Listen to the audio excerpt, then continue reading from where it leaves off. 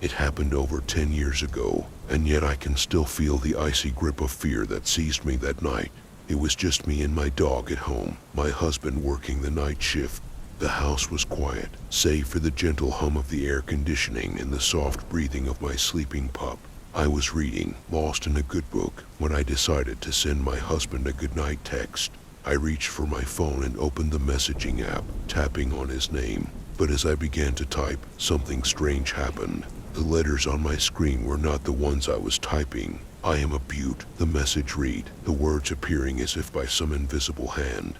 My heart leapt into my throat, and I flung my phone back onto the bed, as if it were a venomous snake. My dog stirred, awoken by the sudden movement, and she looked past the phone with a fierce growl. I could feel the hair on the back of my neck standing up, and a prickling sensation spread across my scalp. I knew, in that moment, that I was not alone. I turned to face my dog, my voice shaking. "You're not welcome here. Get going," I said, my words as much a command to whatever was lurking in the shadows as they were to my pet. To my relief, my dog stopped growling and settled back into her slumber, but I was not so easily calmed. I could feel a presence in the room, something dark and malevolent that was watching me, waiting for me to make a move. It felt like an eternity before I mustered the courage to pick up my phone again. I deleted the unfinished message, feeling as if each tap of my finger was drawing the thing closer to me. And then, with trembling hands, I sent my husband a goodnight text, praying that he would hurry home. When he finally returned, I told him everything that had happened. He looked at me skeptically, but I could tell that he was also unnerved by my tale. We never spoke of it again, but I knew that the memory of that night would haunt me for years to come. I thought I had left that terror behind. But recently, strange things have started to happen once again. My dog growls at shadows that I cannot see, and I feel a cold breath on the back of my neck when I'm alone. I fear that whatever was with me that night never truly left, and that it's waiting for me to let my guard down once more.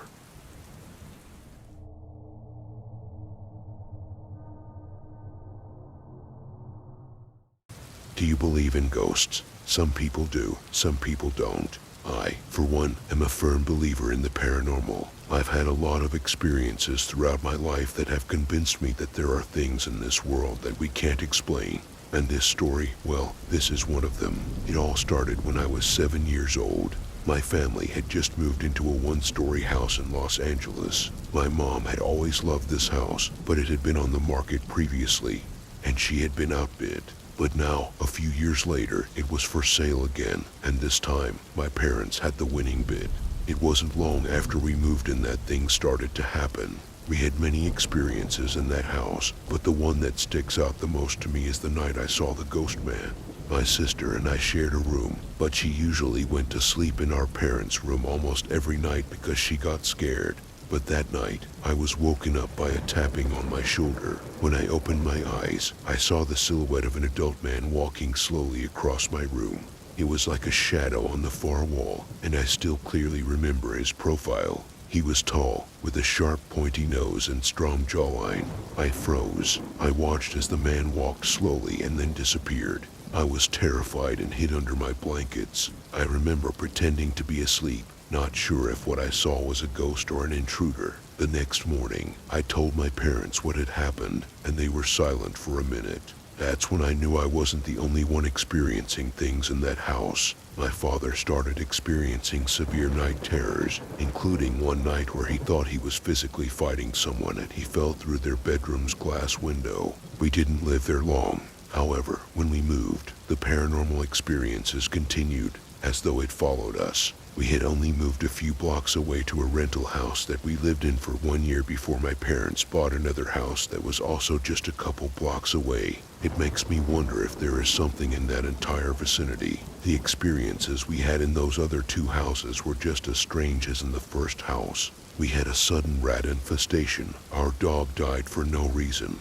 Things went missing. We had ghost sightings. It was all just so strange. I can't explain why these things happened to us, but I know they did. And I know that there are things in this world that we can't explain. Ghosts, fairies, whatever you want to call them, they exist. And they're out there, just waiting for someone to see them.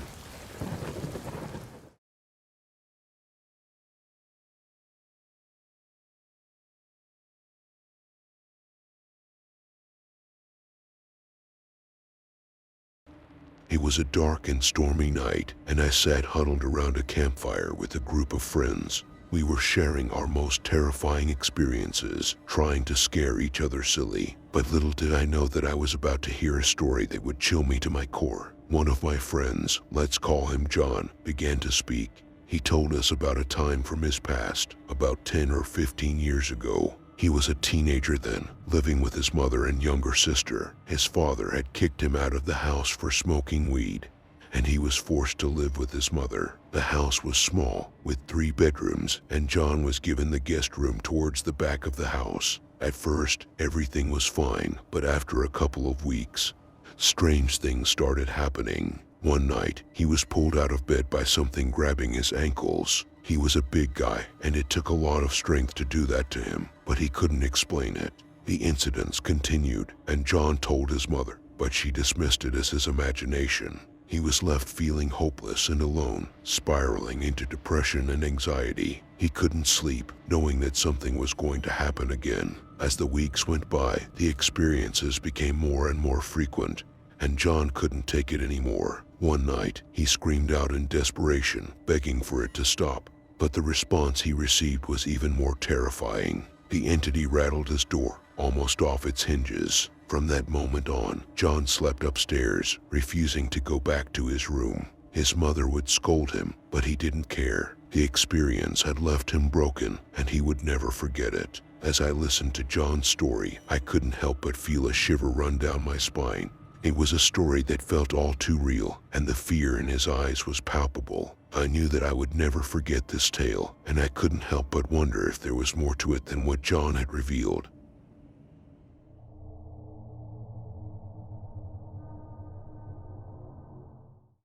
It was a dark and quiet night at Naval Base Ventura County. As a member of the Navy, my job was to provide occasional security at the gates and entry control points. Security was not my primary job, but I was happy to help out whenever I could. One of the gates had recently been renamed after a young Navy construction worker, Eric L. Knott, who was killed by enemy mortar fire in Fallujah in 2004. One sad night, I found myself standing the night shift at Knott Gate with a CB from NMCB4 and a third person who was unimportant. It was 3 a.m. and there was not a soul in sight, not even the occasional car driving through the intersection.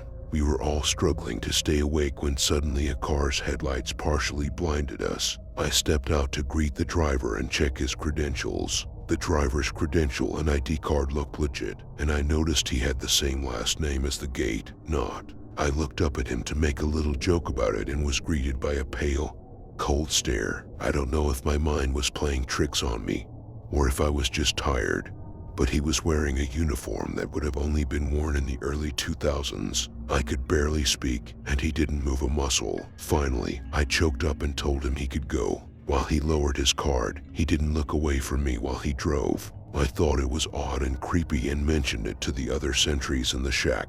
The CB from NMCB4 told me, in a legend has it but I don't believe it kind of way, that Eric Knott wasn't supposed to die that day in Fallujah. He didn't know the specifics, but the rumor was that the command he was with messed up, and his spirit will sometimes come to scoff at the gate they named after him to try and make up for his mistake. When he showed me a picture of Eric Knott, my heart sank. All I could choke up was, that was the fucking dude. He didn't believe me, of course, and was convinced I was just tired. But now, every time I have to man the watch at Knott Gate, I just hope that Petty Officer Knott won't decide to come through. It's only happened once, and everyone kind of laughs it off. I do too, but inside, I believe I saw him, still angry at his superiors for letting him die. As the days went on, I couldn't shake the feeling that something was off about Knott Gate. It was as if the air around it was colder, and the sounds at night were just a little bit louder. I tried to brush it off as paranoia, but I couldn't ignore the strange occurrences that seemed to be happening more and more often. One night, as I was manning the gate, I heard a faint tapping sound. It was barely audible, but it was there. I assumed it was just a tree branch or some other harmless noise. But as the night wore on, the tapping grew louder and more insistent. It was like someone was trying to get my attention. I stepped out of the gate to investigate and saw nothing out of the ordinary. But when I turned back to the gate, I saw him. Petty Officer Knott was standing there, his uniform torn and bloodied. His eyes were empty and his skin was gray. I couldn't move, couldn't speak, couldn't do anything but stare. Petty Officer Not just stood there, staring at me with those empty eyes.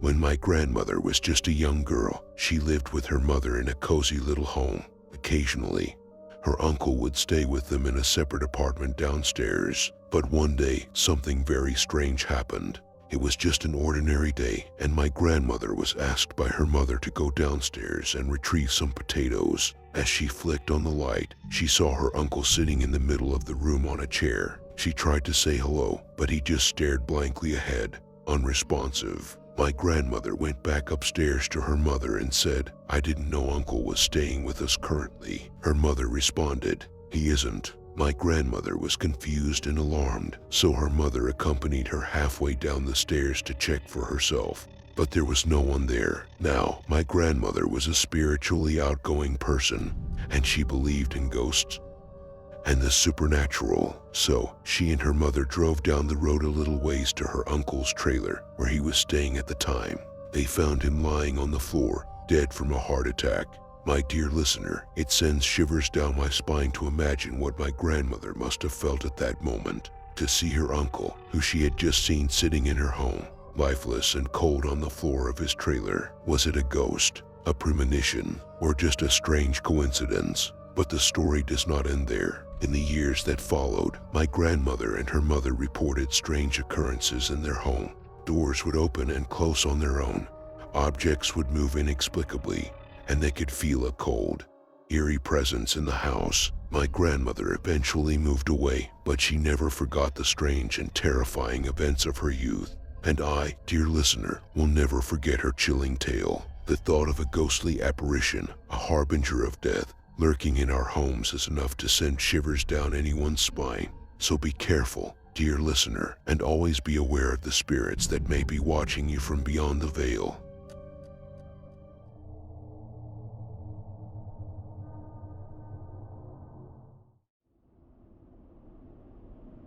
I have worked at self-storage facilities for almost a decade now, and I have encountered some of the strangest experiences during that time. Most of the time, these places are quiet, filled with boxes and furniture, but sometimes the silence is broken by inexplicable occurrences that can chill you to the bone. One of the locations I worked at was a 4-story building with no windows on the upper levels, housing around 700 storage units. My manager and I would often hear sounds like people moving boxes upstairs, even though there was no one else in the building. The place had an eerie feel to it, especially when you were alone. In 2013, I was working alone, and I had to do walkthroughs, which always made me feel uneasy. My mom lived nearby, so sometimes I would ask her to walk with me. On one particular day, my mom and I were walking on the 2nd floor when we both heard a man talking loudly. It was so loud that we could not make out any words. I immediately assumed it was our homeless customer who had schizophrenia,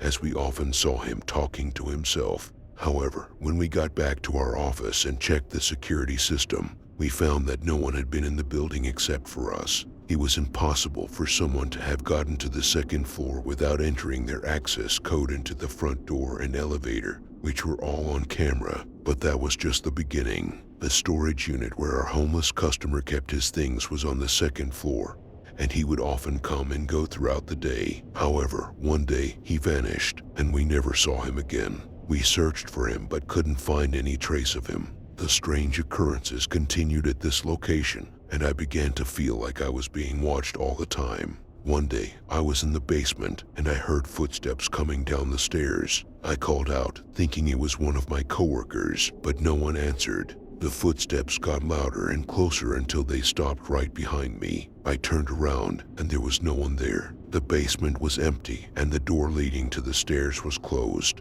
After that, I started to notice shadows moving around the building, especially on the upper floors. I also began to feel a sense of unease, like something was always lurking in the shadows. The second haunted storage facility was just as creepy, with strange noises and unexplained occurrences. One day, I heard the sound of someone running upstairs. When I went up to check, no one was there. I also heard footsteps following me when I was alone in the building, and I could feel something breathing down my neck. Another time, I was walking past a unit, and I heard what sounded like someone whispering. When I went back to check, the unit was empty, but the most frightening experience happened when I was working late one night. I was in my office, typing on my computer when I heard a sound like someone scratching at the door. I looked up and saw a shadow moving outside the window. I got up to investigate, but when I opened the door, there was no one there. As I turned to go back to my office, I saw something moving in the shadows. It was a figure of a man, dressed in old-fashioned clothes, staring at me with cold, lifeless eyes. I froze, unable to move or speak. The figure disappeared as suddenly as it appeared, but its presence stayed with me for a long time. Over the years, I have encountered many strange and terrifying experiences in self-storage facilities, and I still get goosebumps thinking about them. I have come to realize that there are things in this world that we cannot explain or understand.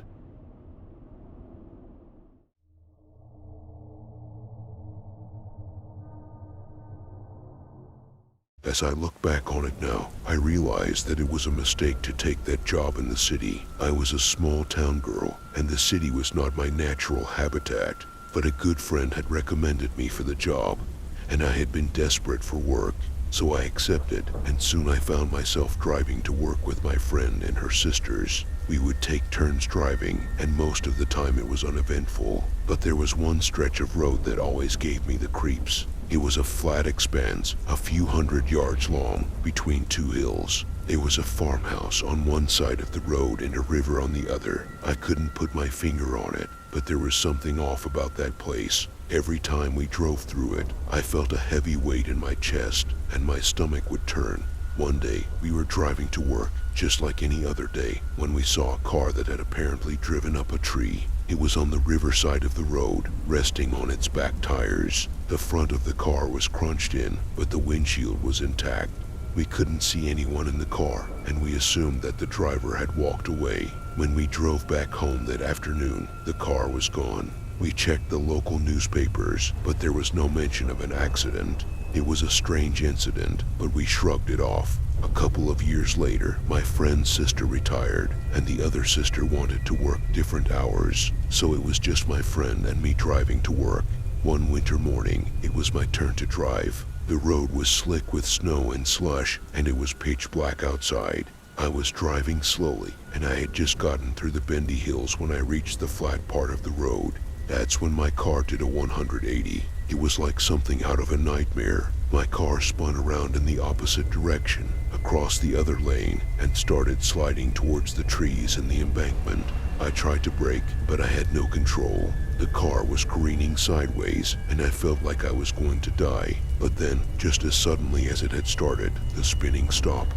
My car came to a halt, facing the wrong way, but it was still on the road. I was in shock, but I was alive. I got out of the car and looked around. That's when I saw her. She was standing by the side of the road, just a few yards away from me. I couldn't see her face, but I could tell that she was a woman. She was wearing a long dress, and she had a shawl wrapped around her shoulders. She was staring at me, and I could feel her eyes on me even though I couldn't see them. I don't know how long we stood there, facing each other. It felt like an eternity, but it was probably only a few seconds. Then she turned and walked away, disappearing into the darkness. I got back into my car and drove the rest of the way to work in a daze. For weeks after that, I couldn't shake the feeling that I was being watched. Every time I drove through that flat expanse of road, I could feel her eyes on me. I started having nightmares, and I couldn't sleep.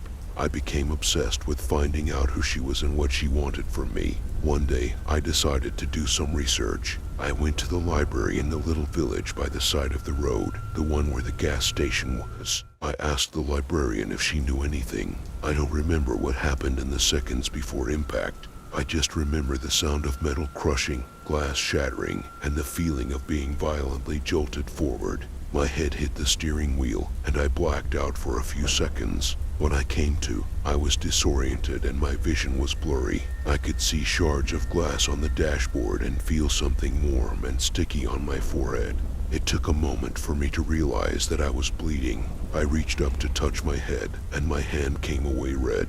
The car was totaled. The front was smashed in and the airbag had deployed. I managed to unbuckle my seatbelt and stumble out of the car, feeling woozy and disoriented. I didn't see any other cars on the road, and I didn't hear any other sounds besides the ringing in my ears. Then I noticed something strange. The car had come to rest in front of the lone farmhouse on the flat stretch of the road. The lights were on in the house, and I could see a figure standing in the window, watching me. I couldn't make out any features, just a dark shape, but I had the distinct feeling that it was staring at me, studying me. It sent shivers down my spine. I tried to call out for help, but my voice was hoarse and weak. I stumbled forward, trying to get closer to the house. As I got closer, I realized that the figure was a woman. She had long, stringy hair and a pale face. Her eyes were dark and sunken, and she had a wide, gaping mouth that looked like it was frozen in a screen. I tried to call out to her again, but she didn't respond. She just kept staring at me, and I felt like I was drowning in her gaze. I stumbled backwards, and that's when I saw the river. It was just a few yards away from the farmhouse, hidden by the trees and the embankment. It was moving fast and looked treacherous. I felt a sudden urge to jump in, to let the current take me away from this strange, haunted place. But then I heard a sound behind me. It was my friend F running towards me. She had been following me in her car and had seen the accident. She rushed over to me and helped me to my feet. "What happened?" she asked, looking around. "Did you hit something?" I tried to explain what had happened, but it came out in a jumbled mess. F looked at me like I was crazy. "There's nobody here but us," she said. "We need to call for help." As we walked back towards her car, I looked back at the farmhouse. The woman was still standing in the window, staring at me with her cold, dead eyes. I knew then that I had stumbled upon something terrible, something that I couldn't explain. From that day on, I avoided the flat stretch of road on my commute. I took a longer route, even though it added an extra hour to my commute. I couldn't shake the feeling that something was watching me, waiting for me on that lonely, haunted road. Years went by, and I eventually moved away from the area. But I never forgot about that strange farmhouse and the woman who watched me with her dead eyes. Sometimes, in my dreams, I still see her staring at me, beckoning me towards the river, and I know that I'll never be able to forget that terrible, haunted place.